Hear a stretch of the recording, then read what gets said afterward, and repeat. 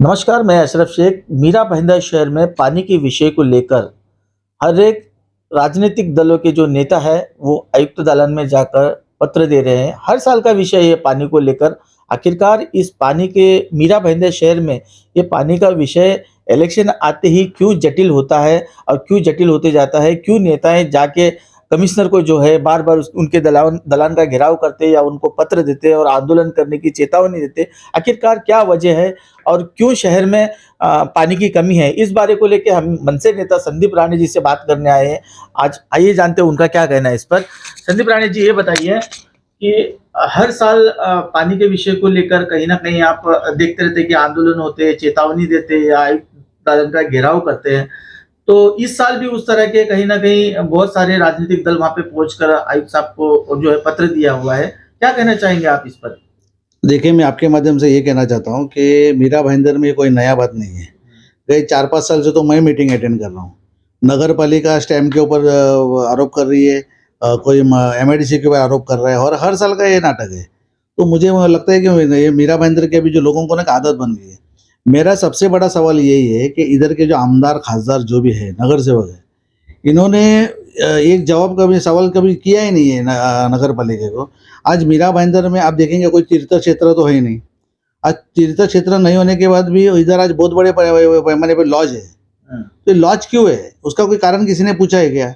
आज बेकायदे से उनको पानी का कनेक्शन दे दिया है। यहाँ मीरा भाईंदर में जो बेकायदे से आरएमसी प्लांट है, आरएमसी प्लांट को पानी का सुविधा किसने दिया? आज बेकायदे से झोपड़पट्टी वहाँ हो रहे, कलेक्टर के लैंड पे झोपड़पट्टी हो रहे, उनको कनेक्शन किसने दिया? तो नगर पालिका के कुछ अधिकारी भ्रष्ट है ना इसके अंदर, मेरा जाहिर आरोप है उसके अंदर। तो ये हर एक साल का ये नया नया उनका फंडा है। हर एक बार कोई अगर पार्टी आंदोलन का इशारा देता है, फिर कमिश्नर हो या कोई उपायुक्त हो मीटिंग लगाता है, फिर वो स्टैम्प के अधिकारी वहाँ पे आते हैं, एमआईडीसी के अधिकारी आती है, नगर पालिका का अधिकारी बैठते, उधर चाय पानी पी के वो मैटर क्लोज हो जाता है। तो हर साल का है, ये कोई नया बात नहीं है।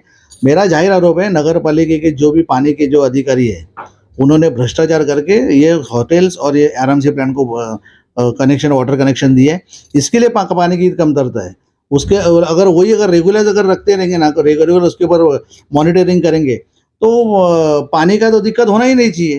खाली आर्टिफिशियल है, बाकी मुझे कुछ सीरियस मैटर लग नहीं रहा है इसमें। इन झोपड़पट्टियों के लिए राजनीतिक दबाव के नीचे भी कहीं न कहीं कनेक्शन दिए जाते हैं, तो इस पर आप क्या कहेंगे? 101% मेरा खाली ये कहने का मतलब है, जो कायदे से जिधर अपना जो रह रहे हैं लोग, उनको सुविधा मिलनी चाहिए पानी की। लेकिन जो बेकायदे आरएमसी प्लांट कौन सी लीगल है बताओ मुझे? आरएमसी प्लांट को आपने दे दिया पानी का कनेक्शन, होटल्स को दे दिया। कितने ग्रीन कोर्ट क्लब में कितने कनेक्शन है? उसका इंक्वायरी करने को बोला ना आमदार खासदार साहब को। मुझे यही कहना है कि आप इसके ऊपर इंक्वायरी करो ना, स्टैम्प वाले के साथ में मीटिंग करके, एमआईडीसी वाले के साथ में मीटिंग करके कुछ फायदा होने वाला नहीं है। ये हर साल है और प्रैक्टिस हो गया है। राजनीति दल को भी अभी एक आदत हो गया है, जाके उधर कमिश्नर साहब आह्वान करेंगे, उसका मीटिंग लगाएंगे, बस खत्म हो गया। बाकी क्या है? ये पानी का विषय लोगों को एक राजनीतिक मुद्दा है। 101% राजनीति मुद्दा है। और अगर यही अगर नगर पालिका के अधिकारी सीरियसली काम करेंगे, कोऑर्डिनेशन आप लोगों में क्यों नहीं है? क्यों कमिश्नर साहब को हर एक बार मीटिंग लगाना पड़ता है? स्टैम्प के अधिकारी, एमआईडीसी के अधिकारी, नगर पालिका को कोऑर्डिनेशन नहीं है क्या? खाली गर्मी आता है जब भी और कभी इलेक्शन आता है जब भी आपको पानी का सूझता है।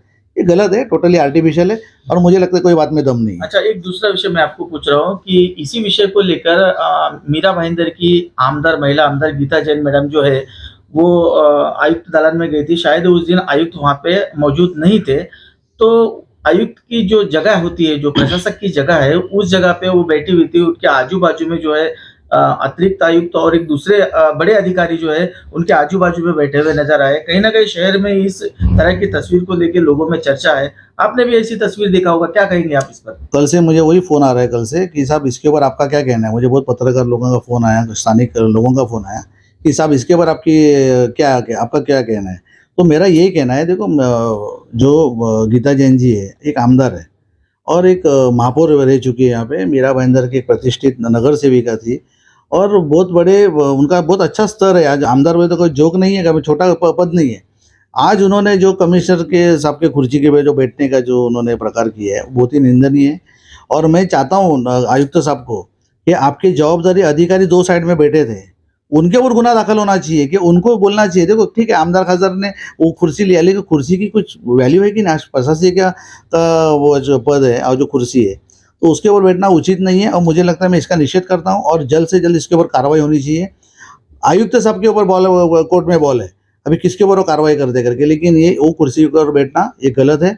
2 अधिकारी जो साइड में बैठे थे, उपायुक्त और जो अतिरिक्त आयुक्त जो भी थे, उनके ऊपर भी गुनाह दाखिल होना चाहिए कि उन्होंने भी ये सब कुछ सिस्टम पालना चाहिए। अगर आप कमिश्नर के दालन में बैठे हो या कोई नगर पालिका के दालन में बैठे हो तो उसका एक प्रोटोकॉल है, उसका एक सिस्टम है, उस तरीके से काम होना चाहिए और इसका मैं निषेध करता हूँ। जैसे कि आपने देखा है कि सोशल मीडिया पर एक तस्वीर वायरल हो रही है, फोटो वायरल हो रही है, जिसके अंदर मीरा भाईंदर महानगर पालिका के अंदर की कुर्सी पर बैठकर मीरा भाईंदर की आमदार गीता जैन दिखाई दे रही है। तो आप इस पर क्या कहना चाहेंगे?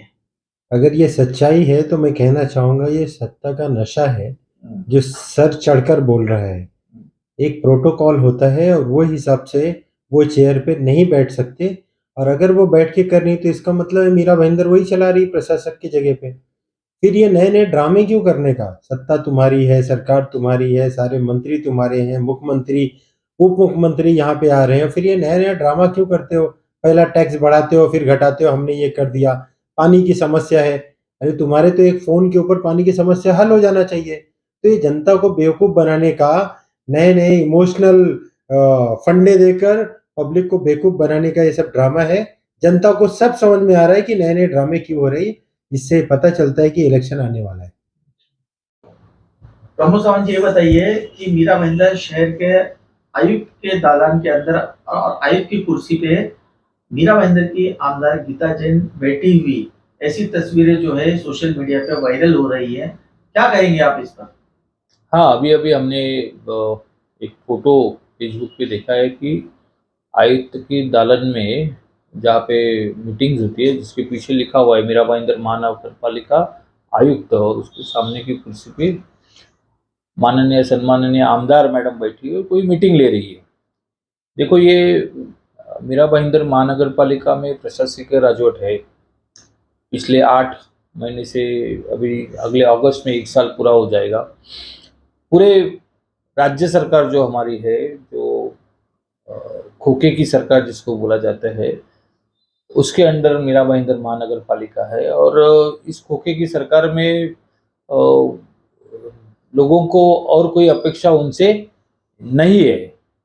ये इसी तरह से काम करते रहेंगे। हम पिछले काफ़ी दिनों से शहर में जो धांधली चल रही है, शहर में जो विकास काम के भूमि पूजन हो रहे, उद्घाटन हो रहे, उसके बारे में बार बार प्रशासन को और यहाँ के दोनों आमदार है उनको आगाह कर रहे हैं, उनको बता रहे कि कहीं ना कहीं गलत हो रहा है, लेकिन उसके ऊपर उनको ध्यान देने की फुर्सत नहीं है, उसके ऊपर उनका ध्यान भी नहीं है। आपको पता रहेगा कि पिछले दिनों 500 करोड़ का लोन कंक्रीट रोड बनाने के लिए मंजूर हुआ है और शहर में कंक्रीट रोड भी बनने वाले हैं। पहले तो 23% की सरकार मीरा भाईंदर में थी, अभी जब से खोके सरकार आ चुकी है तब से ये 40% की सरकार हो चुकी है। इस 500 करोड़ रुपए में 40% कमीशन में कटेगा और उस 40% को अगले 15 साल तक मीरा भाईंदर की जनता अपने टैक्स के रूप में भरते रहेगी। तो इस सरकार से मीरा भाईंदर शहर को कोई और अपेक्षा भी नहीं है। आने वाले चुनाव, अभी चुनाव की बात करें तो पिछले 8 महीने से मीरा भाईंदर में महानगर पालिका या लोक प्रतिनिधि नहीं है।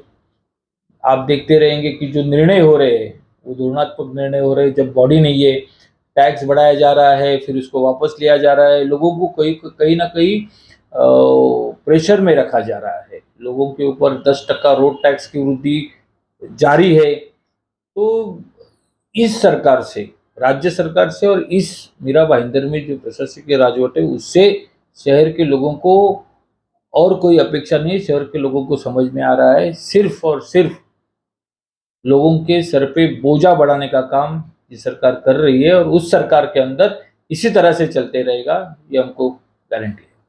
धन्यवाद।